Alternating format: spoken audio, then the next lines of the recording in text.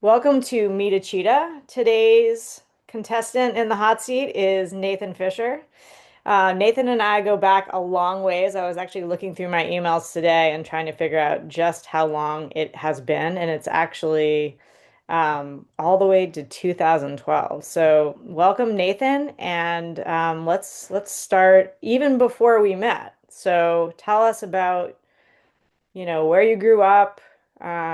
Just start at the beginning. Who are you? Okay. Well, thank you for having me. Great to see you all. Haven't been as plugged into Cheetah House activities and events in the last few months, but looking forward to doing more so going forward. I grew up in Connecticut. Yeah. I mean, you want my life story or what's relevant All as the background, where you grew up, where you went to school, Sure. college. Yeah. Yeah. So I grew up in Connecticut. I have family. I have a younger brother and sister. Um, Grew up, I guess, is relevant. My mother's family are Jewish. My father's family are Christian, so kind of a mixed household. Um, yeah, got really interested in spirituality and meditation, probably middle school, I think. My mom was doing some like yoga teacher training stuff nearby and up in Kripalu. Um, and yeah, just started reading everything I could get my grubby little hands on and continued to pursue those interests into high school. Started meditating a little bit more, started doing Tai Chi. Found that really supportive in a very difficult time otherwise in my life. And then college really, yeah, got to fully indulge all of my weird and fun interests in the worlds of spirituality and contemplative practice and intersections with psychology and psychotherapy. Um, and that's when I first also got involved and interested in contemplative studies. I took a couple college courses where we were actually meditating in the classroom. And it was out of those, I did my honors thesis in college at Vanderbilt in Nashville on the field of contemplative studies. And as it was kind of emerging, especially at the time, 2011-ish, that was where I first came across and found out about Willoughby's work as it was referred to me by Hal Roth, actually. I think I tried to interview Will for that my senior thesis, but was unsuccessfully able to snag you then. At which point then after finishing up my degree, I then just started bombarding you with emails until you eventually relented. But yeah, I would say college was really where, yeah, all this stuff became more alive for me, got really much deeper into sort of the Tai Chi and some martial arts. Started meditating more regularly in a couple different like Buddhist communities in the area. And then, yeah, after school, as I mentioned, just started knocking on the door of Cheetah House as it existed at the time until Will finally let me in. So that's a really good, I think, story and also like lesson to learn for people who are trying to break into this field. Nathan wrote me and was as an undergrad and said like, "Oh, I'm going to do this research, like kind of like I'm going to replicate your research." And I was like, "Yeah, right." Like as an undergrad, uh-huh. And he wrote me like this pretty lengthy, email, and then I yeah, I didn't respond. And then like I got another one like a couple months later and was like, well, here's the project. Like I did it. And I was like, okay, like actually follow through from an undergrad. That's rare. So yeah, that was the beginning, I think. And that yeah, that was 2012. So then what happened? So then you invited me to come as kind of a job interview or research assistant interview to basically a party that you were throwing at your house, and we're inviting a lot of very interesting meditators from all over the world, actually, as well, to join. I had a panic attack on the drive over from Connecticut to Rhode Island. And I remember very clearly like approaching the door and being like, what in the world am I about to get myself into? And then the party was still to this day the most interesting party I would say I've ever been to. So Just the maybe we should maybe cast if of we're gonna go characters. here, if we're gonna get into this, I didn't realize we were gonna go th this far down the rabbit hole, but like, okay, you guys are a lucky audience. We might cut this part out. Um, just to give them a little bit of context, I think this was a stage where I was thinking like, okay, if enlightenment is a real thing, either it's obsolete and nobody gets enlightened anymore, or there are enlightened people now, and if so, who are they? And we want to meet them and see like what the deal is. And so we invited all these so-called enlightened people all at once to come to our house and see. And boy, was that an interesting situation. And so, yeah, I basically said to Nathan, if you want to come to this strange gathering, this will be your like you'll be hazed and see if you can hang out and deal, which he did with spades. You were very excellent addition to that strange. I believe it was an overnight party. I think because one guy came all the way from like Iraq. He was on his R&R from the army. Anyway, yeah, that was an interesting phase in our trajectory. It was, and the I do remember very distinctively though, like sitting on the floor, talking to all kinds of different people, and just feeling like, oh my God, like I get to like actually talk about all these things I've been thinking about and practicing, and just like loving it and trying to drink it in as much as possible. And coincidentally, that night was pretty historic for me as well because that was the night that I met my now fiance, who was at that party, and that was the first time she had ever met you, and she had just been dragged to that party from her friends. And yeah, anyways, I'm reflecting back. It was more momentous than Life-altering I ever day. imagined. Yeah. I guess hence my panic attack. Yeah. I never knew about the panic attack. Good to know. Yeah. Yeah. Okay, so you made it past the entry gate and you were admitted into the clinical and affective neuroscience lab. And then what happened? Yeah, so then I think I ended up working at the lab for about 2.5 years, something like that.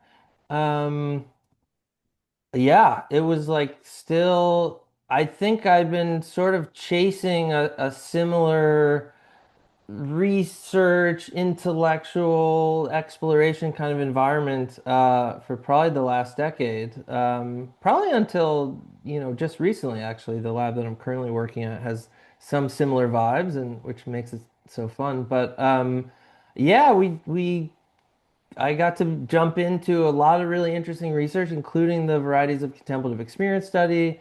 At the time, I think, Will, you were just starting some really big clinical grants, and that was taking up a lot of your attention. And so I started working with some of the folks who were helping to manage that study at the time. And then over the course of maybe 6 months or so, they either graduated or kind of left. And it sort of like fell into my lap to help manage it. And that was an unbelievable time and experience. And just there were so many different meditation teachers coming through Providence and in and through the lab and the house. And then we were going to all sorts of interesting conferences and meetings. And I started doing more retreat practice at the time, being sort of swimming in all these different worlds of meditation practice. And that was really significant for me. And then as we're getting deeper and deeper into the study itself, and so I had the opportunity to get to interview a lot of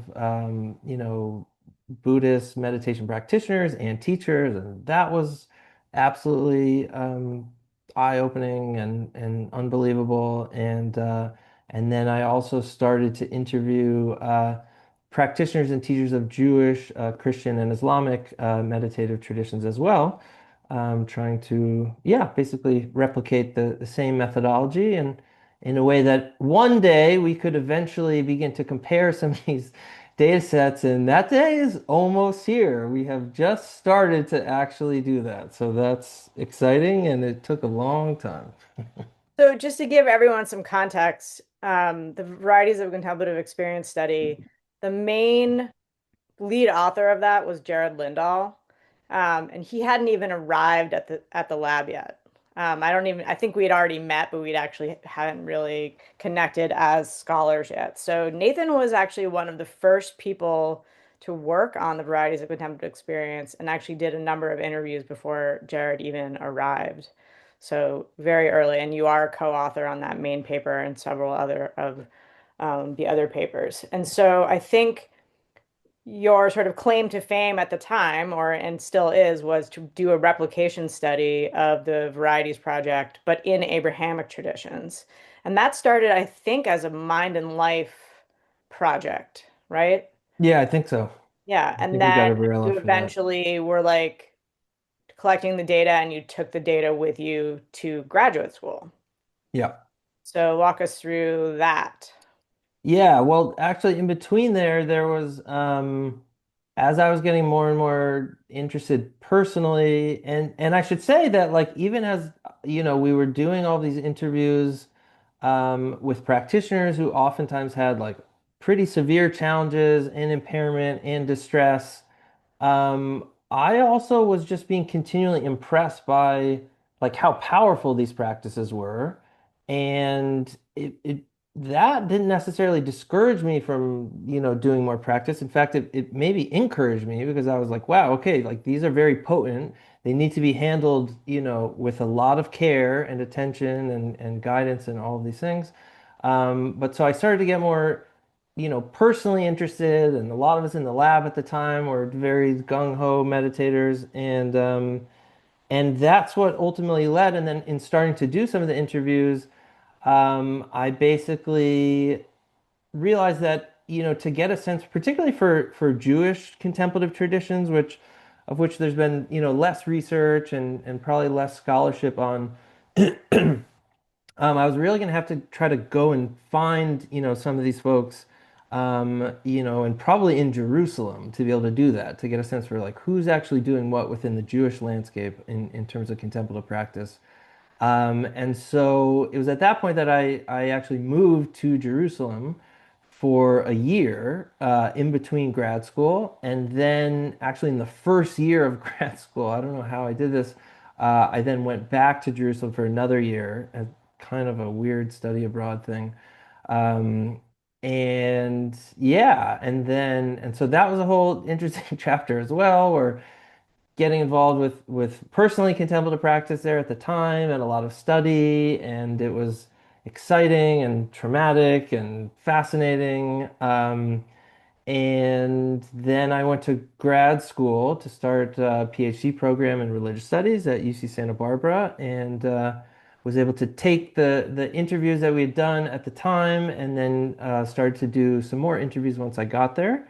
And that ultimately culminated in my PhD, my dissertation, which was specifically on those Jewish, Christian, and Islamic contemplative traditions based on those interviews, and then starting to explore, what kinds of more culturally sensitive approaches to clinical practice, or the ways in which those interviews in this topic might sort of inform more culturally sensitive approaches to clinical practice, specifically working with, meditation related difficulties. So I hope to really unpack all this like in depth at this stage. Um, I guess maybe to start off, like, what were some, big take homes? I know you're still analyzing these data, so there's probably a lot that we're still going to learn, but like as of right now, like doing this replication study, I mean, you were very involved in the Buddhist arm, and now you've, done many, many years like deep into the Abrahamic arm. Like, what have you learned? Yeah, so. A lot, and as you said, definitely still very much digesting. And in fact, I just finished the last few interviews. I basically just every year I kept being like, oh, but the deeper I would sort of get into these worlds, it was like, oh, but I don't have these folks, or like, ooh, but it'd be really good to like have these. And I just like it just kind of like kept going and going and going. And so actually we just officially finished the last interview, I think like last week. So anyways, all that's to say it's like fresh and it covers, quite a long temporal period, like about 10 years from like I think the first time I did the first Abrahamic interview to the last one. Um, yeah, I've learned a lot. I mean, one of the things that I focus on in my research is about sort of the meaning-making processes by which people within these communities and traditions make sense of their meditation difficulties.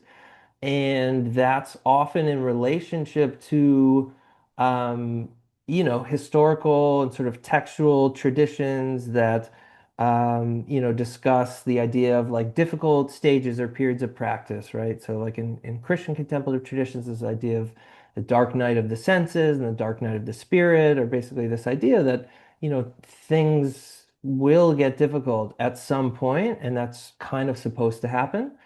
And then each tradition also, so each tradition actually surprisingly has like pretty clear and pretty authoritative like conceptions of their contemplative path, which include these difficult stages.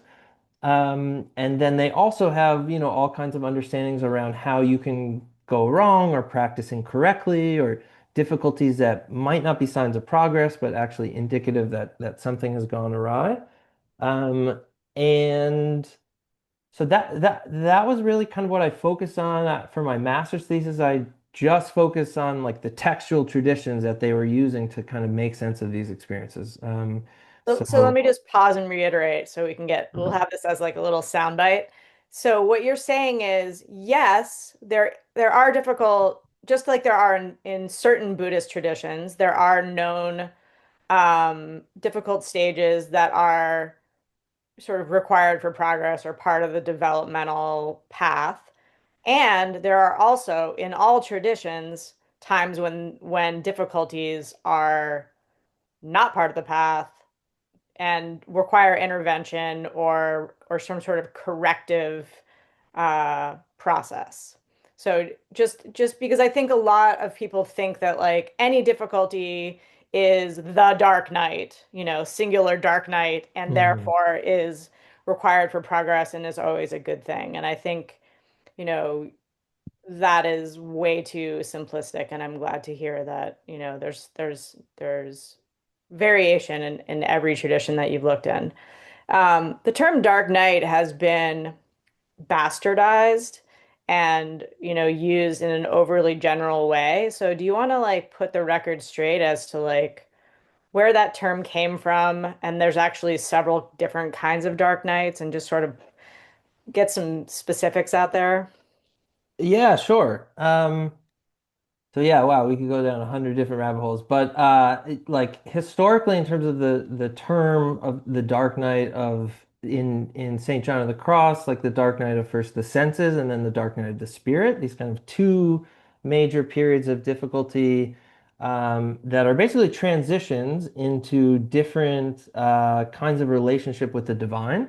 And it's basically understood in St. John's writing as like a developmental process and a process of basically weaning. So you get progressively kind of weaned off of different spiritual gifts, basically, and experiences towards some kind of, eventual goal and more mature relationship with the divine. Um, I've gone down, at least somewhat down this rabbit hole of like, where did even that idea start from? I mean, St. John himself is, one of his books was a commentary on the biblical Song of Songs or Song of Solomon in the Christian traditions. And basically within that biblical book, both Jewish, writers and authors and contemplatives, and also Christian ones, that's been a major focus of their conception of the contemplative path, how to do it, what even is the contemplative path. And in that text, there are two key periods. So that text, for people who aren't aware, is basically a very erotic, like surprisingly erotic. And if you read it in the Hebrew, it's like, wow, how did this make it into the Bible or a Bible? Like borderline pornographic. But anyways, this extremely erotic poem between these two lovers that has all sorts of corollaries elsewhere in the Middle East and in the Arabian Peninsula and Egypt. And anyways, and in that poem, there's two speakers, and they're sort of describing their yearnings for each other, and at times moments of union and intimacy with each other, and then also at times like periods of separation and absence, and just like the pain that that absence is sort of bringing.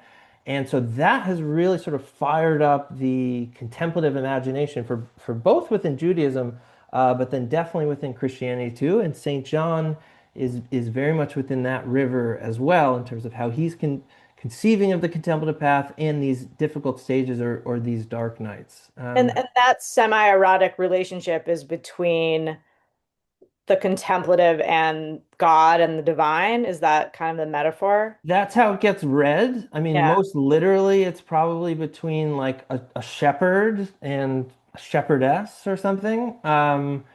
And then it gets sort of extrapolated into the beloved being God or the divine in some way, and the female protagonist being sort of the contemplative, or the spiritual seeker or the mystic. And then yeah, that just gets read in all kinds of different ways within both traditions. And Jewish mysticism, it becomes sort of the major um, formulation or sort of guiding a lot of the tradition into the Zohar, which becomes, anyways, we can get into all this kind of stuff. But within Christianity too, it often between the soul and the divine. Yeah. And so, And sorry, let me just add too yeah. that there is a corollary within Islamic mystical poetry also that's quite similar, going way back again to like pre-Islamic Arabian poetry. Um, that describes something very, very similar. It's sort of like the meeting of two people, probably, at some sort of a festival in the desert, in the caravan, and then there's this moment of intense intimacy, and then all of a sudden the beloved is gone and has disappeared and left. And that sort of those themes and motifs then really fire up all later Islamic mystical literature and ideas of the contemplative path.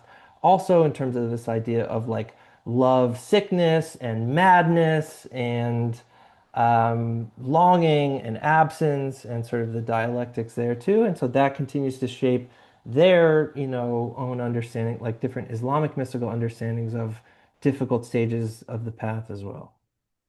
And so, as you know, the early version of the varieties of contemplative experience study was called the Dark Night Project. And it was sort of named by other people, and we eventually kind of shed that name because it was something that was sort of taken from a very specific Christian tradition and somewhat misapplied to the Buddhist tradition. So and that continues to happen. So I'm just wondering how you feel about that. Should people just not use that term and like, or is it too late? Like, is it become known as just like it's just a term that now has this very general meaning, or should we be specific that it is one specific thing? Like, where do you Yeah. stand on that? So I think there are multiple dark nights, both phenomenologically, that is how people like experience it in terms of the different qualities of their experience or their challenge or their distress or impairment. So even within the practice communities, kind of like the Western Buddhist practice communities that popularize that term, in my reading and my experience, it's quite diverse actually what people are talking about. So it might be a misnomer that's only one thing, even within very specific subcultures of meditation practice within Buddhism. Never mind now as you start to extrapolate and start to compare across other religious traditions and in other places and other times. So I'd say, yeah, in general, I would certainly push back, or I don't see very much evidence for there being one dark night. On the contrary, like, over time, these things have shifted quite a bit. Geographically, they shift quite a bit. Within, any one religious tradition, the difficulties are conceived of in very different ways, and oftentimes those are, sort of the prompts for major debates within sub-traditions and why people split off. And is this part of the path? Is this not? Is this the kind of thing that we're trying to do here? What kinds of transformative changes are we hoping that this is going to yield or bring forth? So I would certainly make an appeal towards plurality and diversity amongst different conceptions of difficult stages and or dark nights.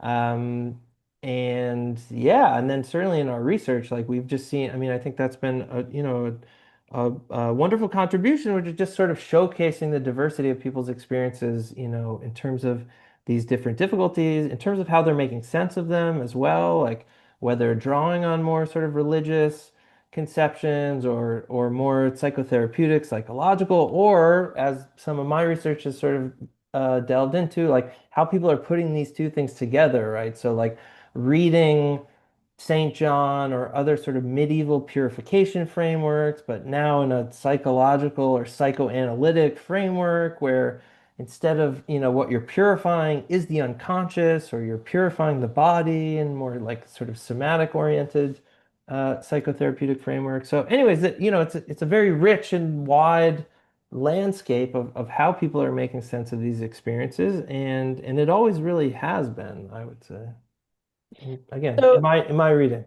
here's the question that you may not be able to answer yet, but so it's fine to answer not necessarily on data, but on your just impressions at this point, which is so in the Varieties of Contemplative Experience study, we documented 59 different meditation-related challenges across 7 different domains.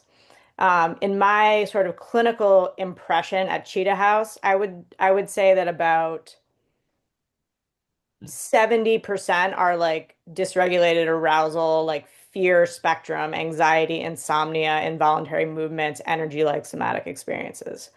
Then sort of related to that, but also slightly different are people who have emotional blunting.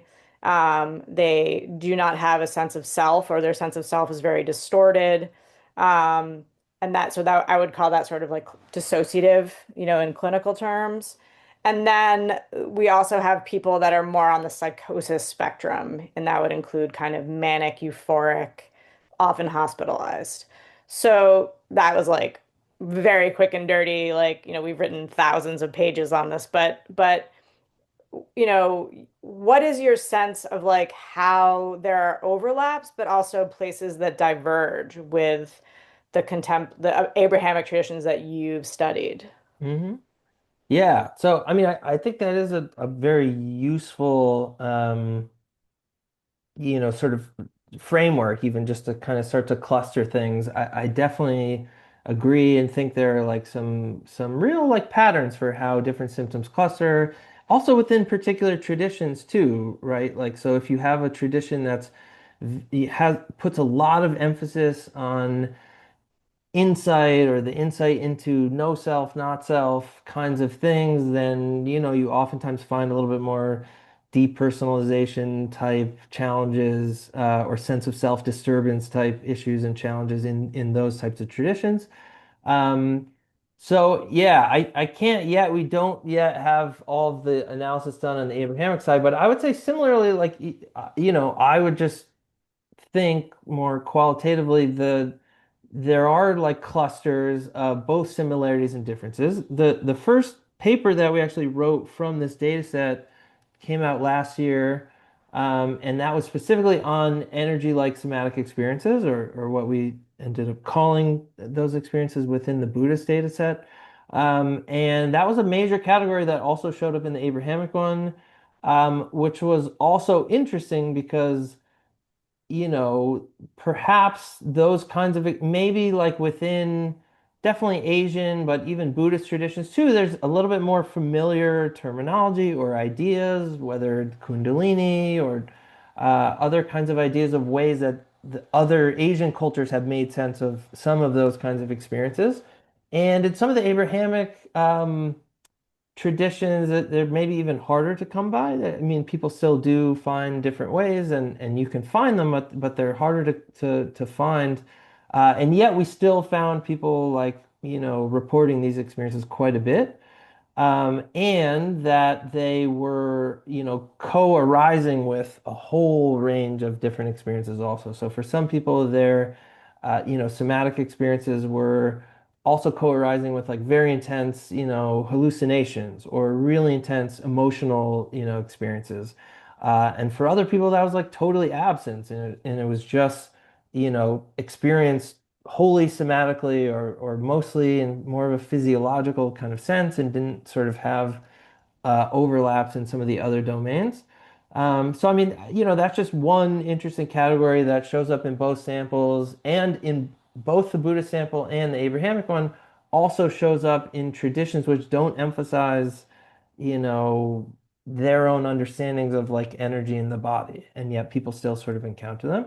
So that's kind of interesting. And then there were certainly similarities in terms of challenges around sense of self, disturbances, although I would say like way less. That one was definitely more common based on what I've seen in the Buddhist sample.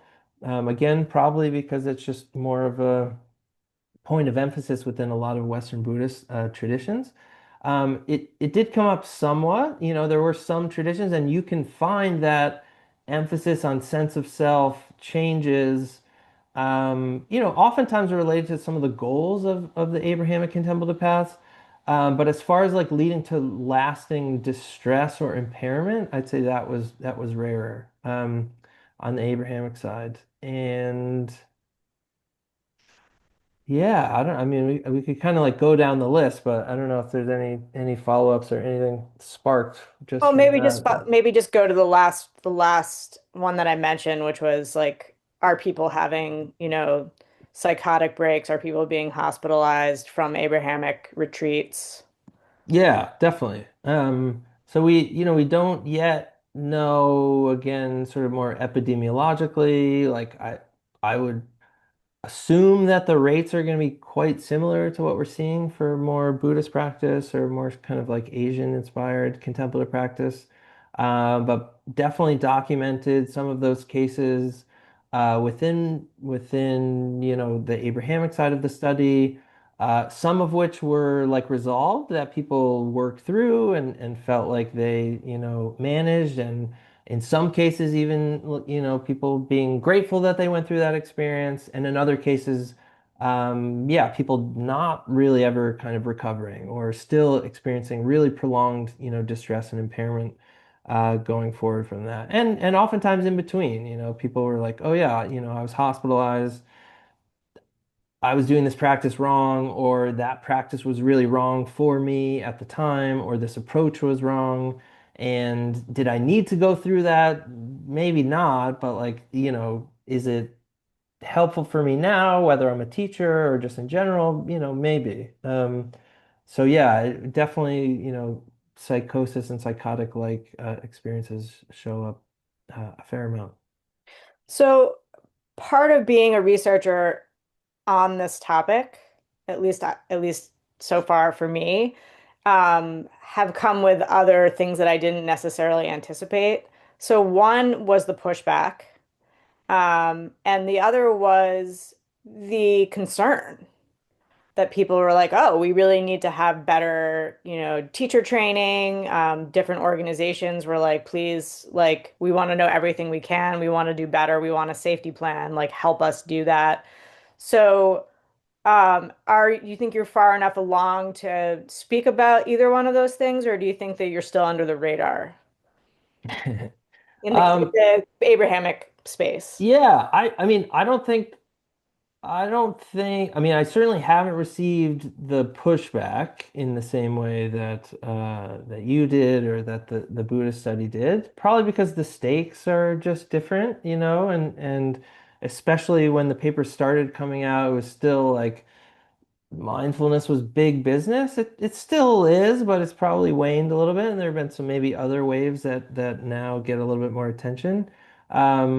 But yeah, and then I also just think like, in some of these traditions, the risks and the challenges were maybe slightly more appreciated. Maybe not always with a super sophisticated understanding, but for example, like within the Jewish tradition, there's a very sort of famous parable and study, uh, not study, a story from the Talmud about four sages who entered paradise or who entered the mystical orchard. And one of them goes crazy, one of them becomes a heretic, and one of them dies. So that becomes like kind of paradigmatic for even if, and most Jewish communities today aren't doing very serious meditative practice, but there's still that kind of stories like lingering in the background a little bit. And it's sort of there's kind of just like a general sense of like, oh, okay, like this stuff is, can be dicey or dangerous or so I think, yeah, it's just a different culturally, they're just different conditions in terms of like how people are approaching these practices. Now, plenty of people still get into trouble. Plenty of people have never heard that story or like taken it that seriously, but I think there's just a few more of those examples that are kind of in the ether. And it, yeah, and some of the teachings around difficulties are maybe slightly better known in some of these traditions. Um, we have started getting some like meditation teachers and retreat centers who have like reached out asking for guidance, some of whom, yeah, who have already worked with Cheetah House. So I think that, and there is a little bit more, in some of these traditions in like the North American context, there are places of overlap with certainly mindfulness or sort of American Vipassana traditions, and a lot of people have kind of dual training or they've done one or two Buddhist meditation retreats. So I think as the VCE study started to get a little bit more attention and awareness there, it started to kind of filter into some of these other traditions as well. It's still probably not very well known within like super orthodox or very traditional, communities of meditation practice, but I think yeah, it's sort of infiltrated there, and that's where people, some of these teachers have called to reach out to ask, how we might be able to help support them and yeah, in their community. So you're at McGill now doing a postdoc. Yeah. What are you working on? So like what's next in the research pipeline? Yeah, so I mean basically that it's sort of sprung out of um, your collaboration with particularly the like cultural psychiatrist Lawrence Kermeyer. I got super excited about kind of cultural psychiatry or social and transcultural psychiatry as a lens, as a field of people that are talking and thinking about not the same issue, but similar kinds of issues around how do different cultures make sense of different kinds of illness and distress, and what happens when there are competing like biomedical and traditional models, and how do we work with those and how do we negotiate those. So that became a major sort of point of emphasis in my dissertation. And then after I, reached out to some of the folks here at McGill and was thrilled to be able to eventually find a way to get some grants to be able to come and work here. So at the lab, I currently work in a research lab that does both research on psychedelic assisted psychotherapy, mostly working with ketamine, but with psilocybin too. And then the other half of the lab is focused more on meditation research, some clinical research, but I would say more kind of naturalistic use. So qualitative and mixed methods about different forms of meditation. We have some folks like studying jhana and doing kind of neuroimaging stuff there. Some of our other research and meditation, some of which has been, some of the Abrahamic VCE stuff. I then also once again sort of replicated the methodology to interview practitioners and teachers within Qigong traditions or Qigong, Neigong, Neidan or internal alchemy traditions. So kind of the spectrum of Western approaches to different Chinese contemplative practices. Um, and so that's a point of emphasis and a point of my research here. Um, yeah, we're doing a bunch of other stuff. I'm starting to do, a little bit more research on the psychedelic side.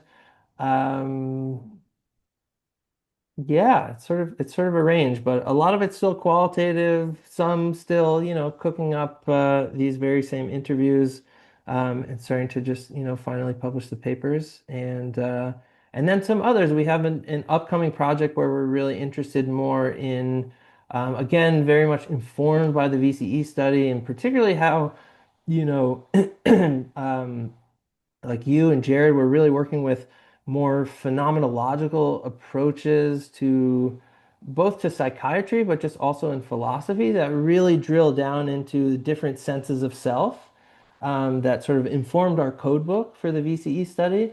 But then also, I think, has just been really, really rich now that even some of these philosophers are like Sean Gallagher are, writing about the VCE study and thinking through that. And so thinking through, different sense of self or self-process changes in relationship to different contemplative practices, and particularly for like advanced practitioners and folks who feel that they have realized some kind of abiding, or lasting shifts in their senses of self, trying to get very, very granular around, okay, like which senses of self and how are they sort of connected, the more embodied senses of self to more narrative and discursive and what's kind of the impact there. So that's kind of a new project that we're pursuing, which is in some sense maybe like the related to the micro phenomenology of what people understand to be enlightenment or awakening. But yeah, just trying to bring some of these tools that, we I would say we're really kind of pioneered in their application in the VCE study into a slightly different iteration. I believe we are still co-writing a paper um, on positive affect. Hmm. Do you want to explain what that is? Sure, yeah. So there's a lot of papers in the pipeline. I can't always even remember which ones are which, but yeah, so we're currently working on a paper that's looking at positive affect within the Buddhist VCE data, and then also within the Abrahamic VCE data, and specific and not only how, positive affect shows up, especially when it's related to some kind of a distress or impairment, so some kind of a Can challenge. you explain what positive affect is just for the Yeah, yeah. So basically, like, strong, positively valenced or basically enjoyable, emotions around bliss or love or well-being. They can be kind of high arousal, but also, not so high arousal. And, th this often overlaps with like clinical categories like mania too, especially when it becomes a problem or a challenge. And so that's basically what we're looking at. And then also looking at kind of different trajectories of experience. So when, people have a kind of or reported a kind of a ramping up of positive affect in a way that also caused challenges to them or to people in their lives. As well as when, positive affect either came before or after some kind of period of difficulty or distress, or impairment, or there was a kind of an ongoing oscillation between more positive and negatively valence or um, states. So that's quite interesting because, especially within the Abrahamic side, a lot of these traditions basically say like that is the path. The path is one where you're going to be kind of swinging back and forth, up and down. This is actually how you come to know the different dimensions of the divine. It's, sort of a means and process of purification also. So there's a lot of like normative frameworks, meaning like this is the path, this, that you're doing the right thing.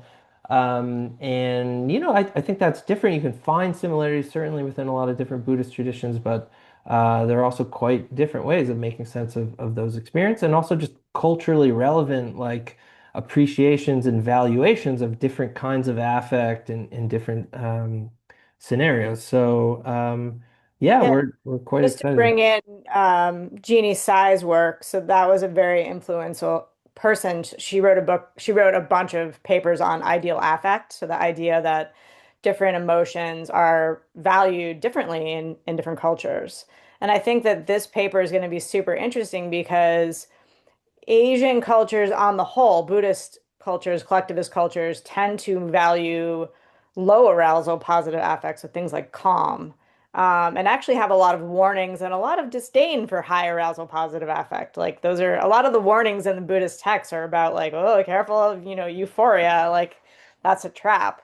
And but a lot of Christian countries actually value these high arousal positive emotions. And so even if we see the same phenomenology in our between our two samples, I think that we'll really get to know and understand the process of evaluation and interpretation, in different ways. And my guess is that, well, it'll be interesting.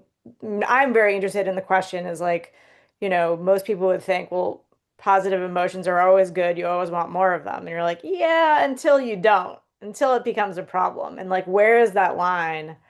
And is that line different for different traditions? So I think that's going to be a super interesting question. Yeah, I'll just say like on that point, some of these traditions have very sort of ambivalent relationships too with different kinds of positive affect or kind of states of bliss or these kinds of things. Like within Islamic mystical traditions, there's a major dialectic around like more intoxicated states, so states of intoxication, which are often very positive affect.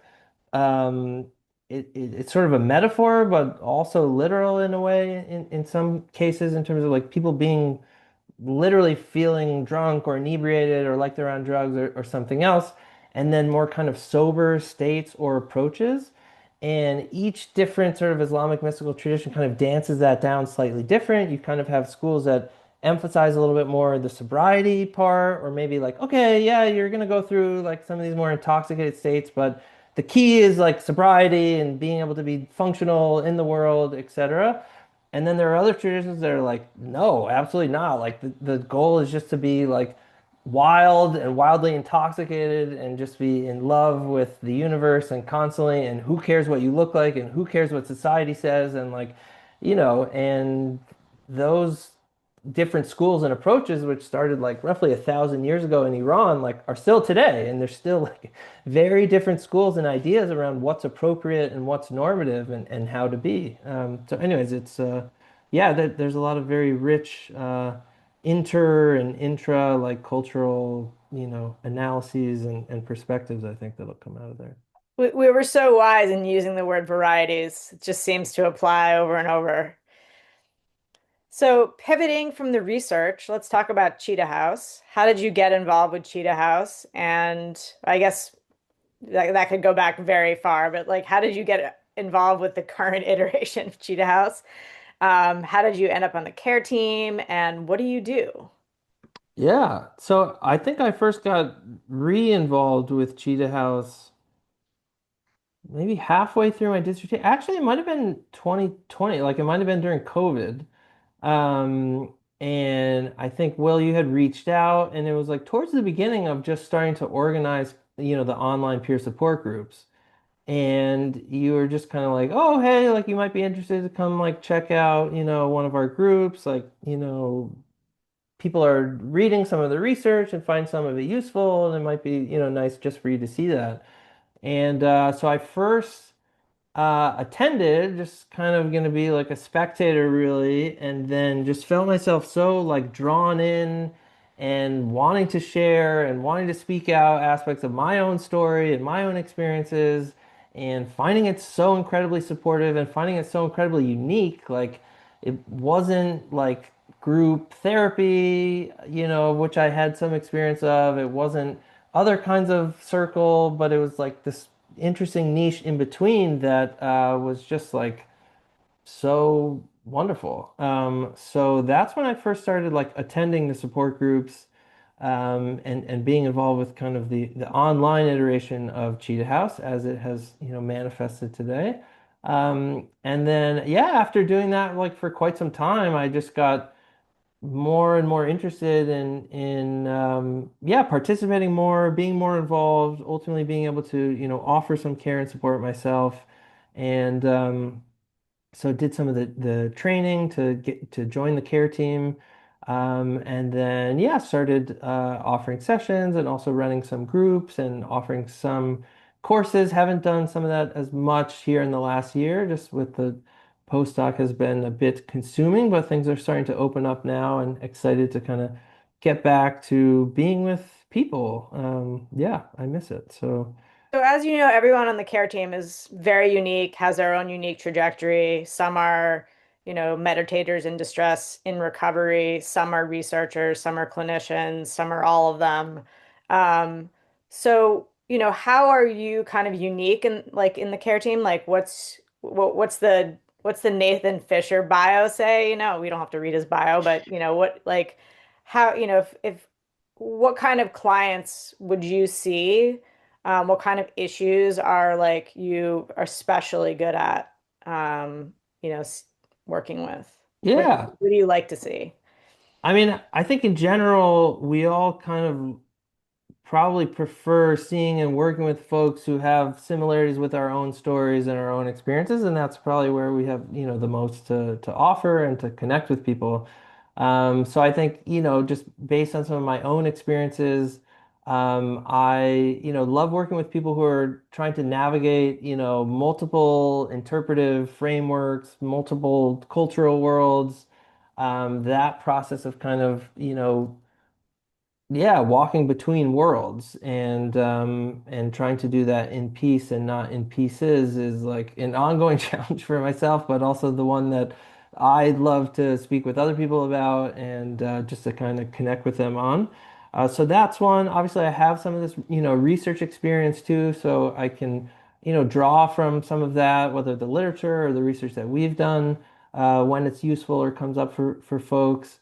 And I also, there were years actually where I like stopped doing any contemplative practice because of my own meditation related difficulties. And that were continuing to get sort of exacerbated every time I would continue to do practice. Um, and then eventually I just kind of put it down for again, years. But then after that, got really interested in kind of a more sifted approach to re-engaging with contemplative practice. And I'd say that's a major emphasis of mine, an interest of mine, one that I'm, daily trying to negotiate and figure out. And there are good days and bad days. But that's another kind of area I think that yeah, I'd love to connect with folks around. And so for a couple years, you did run a specific group. So we have our regular support group that was somewhat unthemed, but you ran a themed support group and you're actually thinking about rebooting it. So tell us about that. Yeah, so this was a support group specifically around, what I just mentioned around like re-engaging with contemplative practice or some kind of contemplative or spiritual practice. And it sort of came about, I think, because while like some support groups are, people are going through very like acute like distress and difficulties, and it's really important to be able to share that. And oftentimes a lot of the emphasis is around like kind of letting go of either the practice or some sense of our relationship to the practice or some of our ideals around practice. Like there's all kinds of things at other times and for other people, like there's a little bit more of an interest and emphasis around, picking something either back up or something new up. And those are kind of two different needs and also probably two different stages of people's own, journeys in their relationship with these practices and oftentimes kind of healing journeys. So we just felt like maybe making a separate group so that people could, share what that's like. Oh, I was trying this practice again and it was different now, or this came up for me, or actually this was really beneficial, or, I realized that I really missed the community aspect, but I don't want to be involved with this particular community, again. And so now what's the process like of trying to find another community or starting to re-engage with folks around some of these kinds of discourse? And oftentimes it's quite tricky, and it's quite, again, there are good days and bad days and even for myself, like there are times when I'm like, okay, great, like I'm so excited to meditate again. And then I was just like, ooh, no, today was not the day. Like that just wasn't, no, wasn't appropriate today or that week or this month or whatever. And then also for me personally, yeah, just really like finding kind of the toolbox of, safe practices, really like emphasis on safety and making sure that also that my body is interpreting what I'm doing as safe and not just like, oh, I think this one should be safe.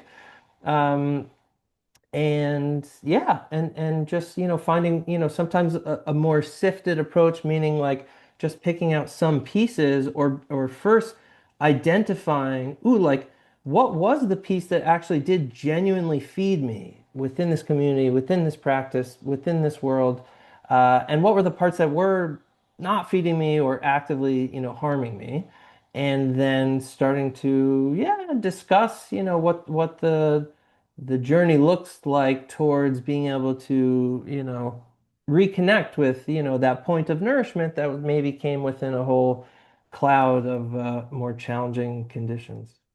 Yeah, and the question of like, can I re-engage with this practice or this community and somehow reap the benefits but avoid the pitfalls?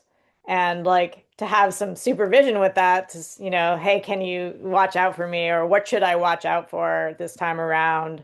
Or maybe I got burned by one practice in one community and I want to try again, but I'm afraid, which makes sense. Yeah, totally. And I think also just yeah, like, having a space to be honest about it. It's almost sort of like at times it might be like, reinitiating a relationship with a person that we've had various kinds of challenges with. And, like I certainly had it where friends, were re-engaging with certain girlfriends and was kind of like, oh yeah, but like this time's gonna be different. And we're all just kind of like, okay, like maybe, and sometimes it is, and oftentimes it's not. And so just being able to, yeah, have some honesty around, like, also with ourselves of just being like, oh, yeah, no, I thought it was going to go this way and it really went this other way. Or actually, surprisingly, I was fine as I was doing X, Y, or Z, which in a different period of my life maybe, was But um, also quite sometimes challenging. you got to get back together with that person like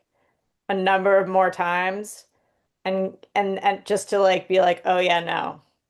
And Yeah, like and then you need your friends to be like, "We understand. We'll be there for you no matter what." right, exactly. And I think that that's kind of the space. Without there being necessarily like a right answer that like, everyone else knows that you should not re-engage with this person. Because sometimes it is like, wow, okay, I've like worked through some things, or we both worked through some things with that person, but also in terms of the relationship with contemplative practice of being like, oh no, I feel like I have a lot of clarity around which piece of this was really challenging and why. And what am I doing to really sort of protect myself against that? And how is it that I'm really cultivating the really generative part of it or the pieces of it that were genuinely resourcing for me and that, genuinely make me feel good about my place in the world or, yeah. So, really important group, really important process that we're still, I created a course in your absence called My Map, My Meditation Assessment Process, which is something that you do on your own to assess whether your meditation practice is meeting your goals, whether there's certain goals that have been sort of added surreptitiously along the way by someone or somewhere that wasn't you. And whether your practice goals have changed or whether your reaction to or response to the practice has changed. So that's useful, but I think having a group, the support of that would be awesome. So if you're hearing this and you're like, yes, yes, please start the group. After we close, there'll be a post session feedback form. It's anonymous. Just write, oh, please start the group, and we will see how many votes you get. You can also write Cheetah House and vote for that to happen. So if you want to talk to Nathan Fisher one-on-one, how would someone go about doing that? Yeah, so there is a place on the website where you can book some, available slots that I have. My availability changes quite a bit week to week and month to month now, so there's not always available slots listed, but if you see that there aren't any available slots open, feel free just to reach out to Cheetah House and we can work on finding a time that works. for both of us. Great. What else? Yeah. Other things that you wanted to make sure that you say before we open it up for questions? Um, no, I think we at least touched on most of the things, and yeah, we'll see what folks are interested in double clicking into. Okay, let's open it up.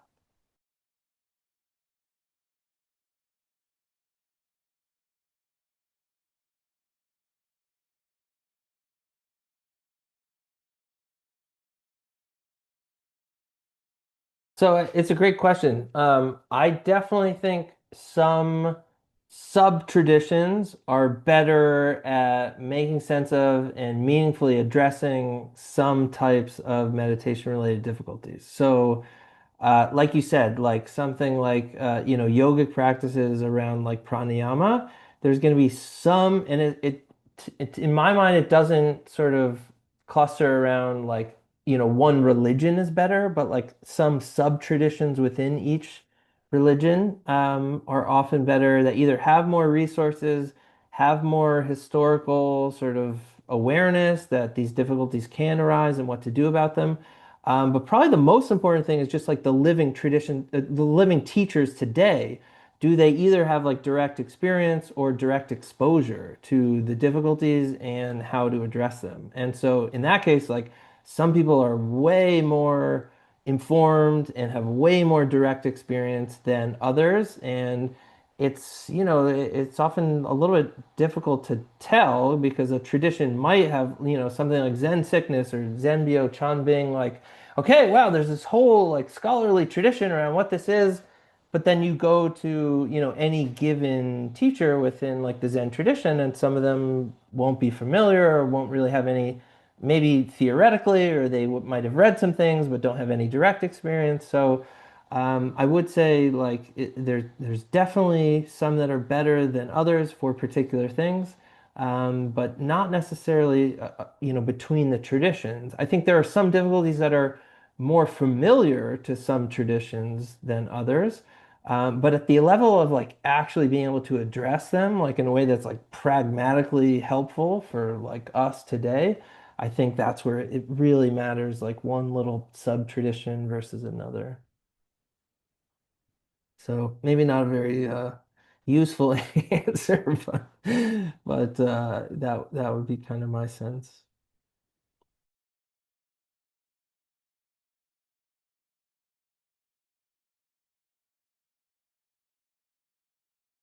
Yeah, thanks so much for the questions. I think they're important questions and didn't really spend that much time on them.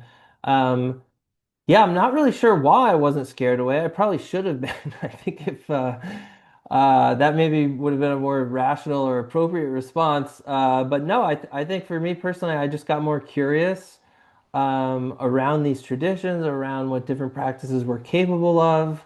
Again, like the challenges just kind of really demonstrated the potency of them. And then I think, also just getting exposure to some teachers who I felt were able to speak about difficulties in maybe more sophisticated or compelling ways. It kind of felt like, okay, like there are difficulties, there are pitfalls, there are even sometimes these difficult stages which can't be avoided or shouldn't even be avoided. But there are, ways to move through them, especially, there are resources within the tradition. There are people who have some sense of this landscape and who can sort of help, people or me specifically to kind of navigate things.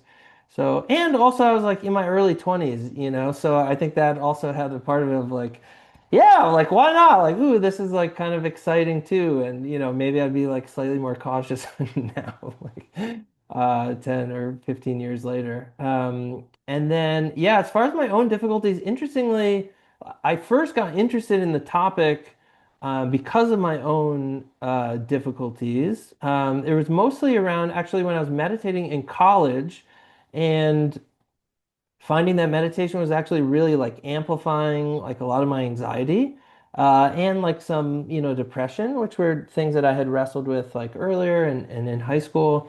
And in one of my meditation classes, like we were reading all these like ancient texts and also meditating, and I'm like finding like all this stuff coming up and it being quite difficult, and also finding that like that wasn't the best container, because I was kind of like seeking all these like really personal things, but then the teacher of the class then at one point was like, whoa, whoa, whoa, like maybe you should like not take this stuff so seriously, or and it just kind of like felt a little bit of whiplash.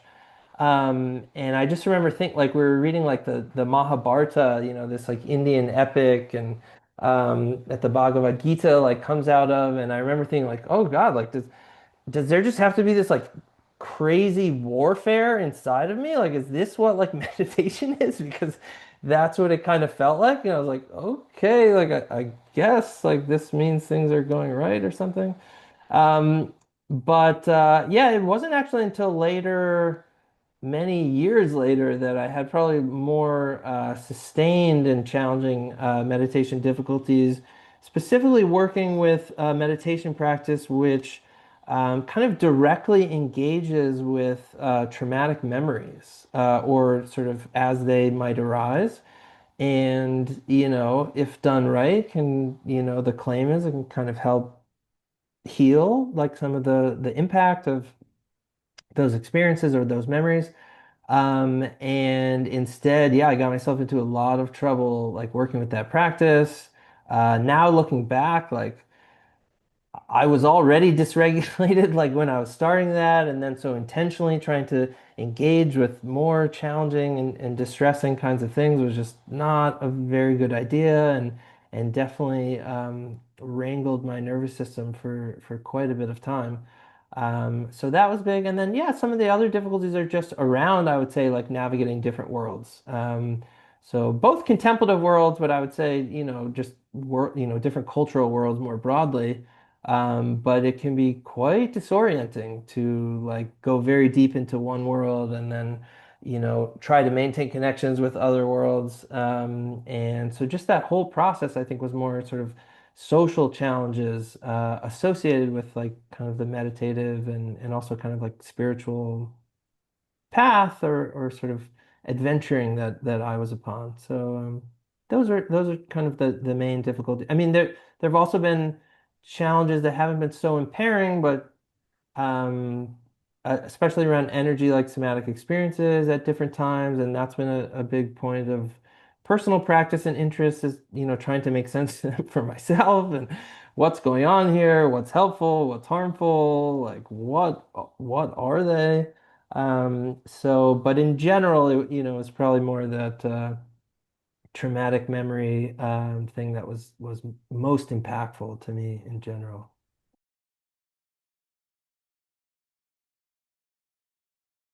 Yeah, it definitely was. I think it actually was, part of what was so compelling about the Cheetah House support groups was all of a sudden I was starting to sort of reflect back on my own experiences and be like, oh wow, actually like I am quite dysregulated. Like, oh wow, like I don't feel safe at all. Like at any point in time, but it just had been kind of like a slow slide that honestly I wasn't even that aware like enough to ask myself the question. And so just being in, in the groups or other people were thinking about these things and wrestling with them, and it was just kind of like, oh, whoa, okay, like I think I got some work to do here.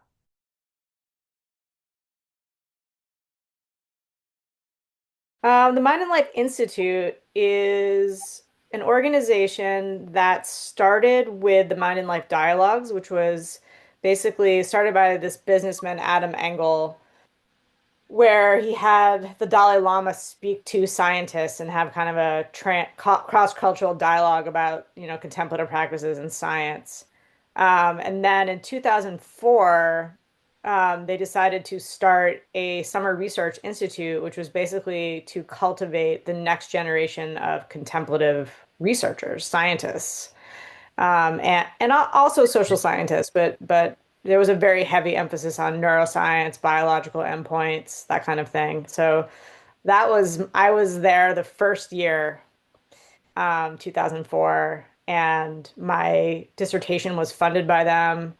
And they basically started a whole new generation of contemplative scientists. And largely the success of mindfulness as a sort of science-based intervention and all the like brain, like you think about meditation changing your brain, that was highly orchestrated by the Mind and Life Institute.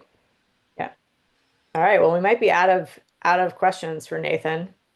Nathan, it's been awesome to watch you grow up from my student to my colleague, and now he's Dr. Fisher. All right. Well, thanks for coming. Thank you, Nathan. And we'll send you a copy just in case you want to cut anything out before it goes up on YouTube. Okay. I think I feel pretty good about it. Yeah, it was, yeah. But thank you all so much for coming. And it was great to see you. It was great to be plugged back in here and hope to cross paths again sometime soon.